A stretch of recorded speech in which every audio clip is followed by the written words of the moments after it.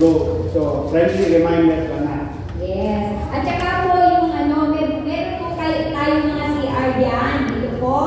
At saka meron tayong kitchen dyan. Yung walang baon na tubig. May tubig po tayo dyan. So, prepare na ba ang pangalawa nating presenter na from Marriage Encounter Community Children's Choir?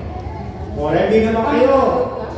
So, ang Marriage Encounter Community Choir is headed by Kuya Steve and Ate Meldenio. So, prepare na ba itong mga bata? Okay, wow! Palakpakan ako. Palakpakan naman natin ang ating children's choir from ME Marriage Encounter Community. Ang kakantahin nila, Praise Her with a Flower, at saka O Maria Reina sa Pilipinas. Wow naman! Naku! I'm sure ang mga lola, ang mga nanay dyan ay excited na narinig ang kanilang mga anak na kumakanta. Siyempre, lalo-lalo na special ang mga kanta na ito kasi para to sa ating inahan na si Mama Mary. Oh, okay na ba? Ate, oh, sige, mag-interview muna tayo. Kumusta naman ang pakiramdam? Okay lang. Wala din malbaan? Medyo. Ito, ang masarap ng smile. Kumusta naman ate? Okay lang. Nakatulog ba? Ikaw ate? Okay lang. Okay lang naman lahat sila eh. Nakasmile eh. Kaya-kaya, no? Oh, sige. Ang Praise Her with a Flower, ang una nila kakantahin. And then, siyempre, ang paborito nating lahat na kantahin ang O Maria Reina sa Pilipinas. Ang isagaton sa mayong kasigadong palakpakan ang Marriage Encounter Community Children's Choir. Yes. Palakpakan natin para ma-inspire naman ang ating mga anak. Okay. Okay na? Yes.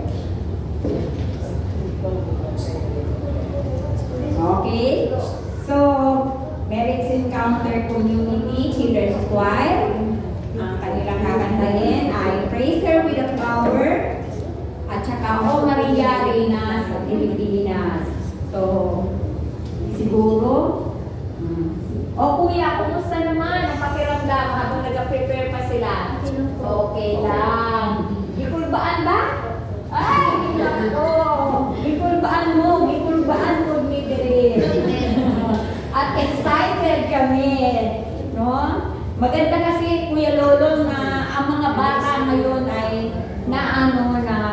expose sa mga gawain sa simbahan at sa pagkanta ng mga kanta sa simbahan. Lalo na ngayon sa Salmo 127, ang mga bata gasagikan sa Ginoo sila tinuod nga panalangin. So, yes. Bless ginagawa mga bata. Oo, mahal ng Diyos, lalo na ang mga bata.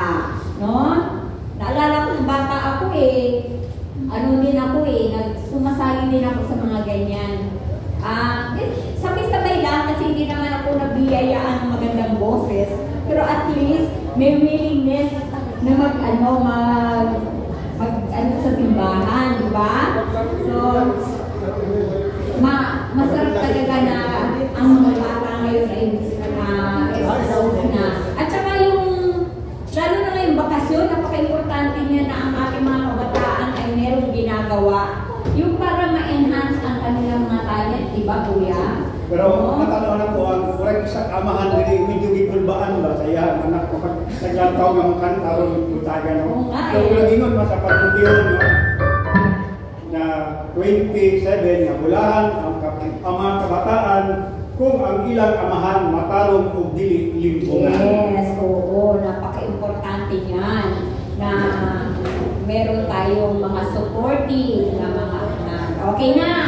So, eto na po, pakinggan po natin